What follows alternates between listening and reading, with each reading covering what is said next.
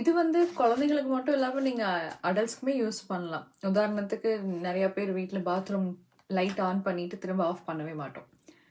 அப்போ பாத்ரூமில் எப்போ பாரு லைட் எரிஞ்சிட்டே தான் இருக்குது, யாருமே ஆஃப் பண்ணுறதே இல்லை, பொறுப்பே இல்லை அப்படியெல்லாம் சொல்லாமல் பாத்ரூம் லைட் ஆனாக இருக்குது சொன்னால் யார் அந்த வேலையை பண்ணாங்களோ அவங்களே அழகாக போய் ஆஃப் பண்ணிட்டு வந்துடுவாங்க.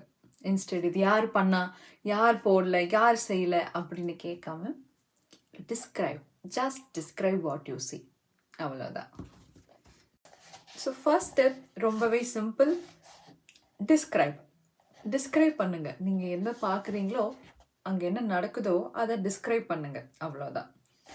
உதாரணத்துக்கு உங்கள் குழந்தை பொம்மையெல்லாம் வீடு ஃபுல்லாக அரைச்சி வச்சுட்டு விளாடிட்டு இருக்காங்க, திரும்ப வந்து அவங்க எடுத்தே வைக்கல, விளையாடி முடிச்சதுக்கப்புறம் அதை எடுத்தே வைக்கல அப்படிங்கும்போது நீங்கள் உடனே போய் கத்தக்கூடாது, எப்போ பாரு இப்படி தான் வீடு ஃபுல்லாக விரைச்சி வச்சிட்ற, பொம்மையாக போட்டு வச்சிட்ற அப்படின்னு சொல்லாமல் வீடு ஃபுல்லாக பொம்மையாக இருக்குது, நீட்டாகவே இல்லை, எனக்கு இது வந்து ரொம்ப டிஸ்டர்பிங்காக இருக்குது அப்படின்னு சொன்னீங்க அப்படின்னா அவங்களே டோட்டலாக க்ளீன் பண்ணலைனாலும் அவங்க அதை இனிஷியேட் பண்ணுவாங்க அந்த வேலையை முடிக்கிறதுக்காக.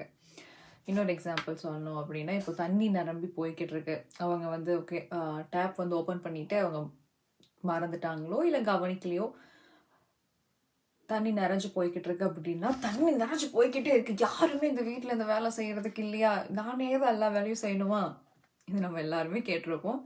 அப்படி சொல்லாமல் இன்ஸ்டெட் தண்ணி நிறைஞ்சு போய்கிட்டு இருக்கு, தண்ணி வேஸ்ட் ஆகுது, நீங்கள் எதை பார்க்குறீங்களோ அங்கே என்ன நடக்குதோ அதை மட்டும் டிஸ்கிரைப் பண்ணுங்க போதும். அதுக்கடுத்து அவங்க என்ன பண்ணணுங்கிறத அவங்க இனிஷியேட் பண்ணிப்பாங்க. இது ஒரு டிப்.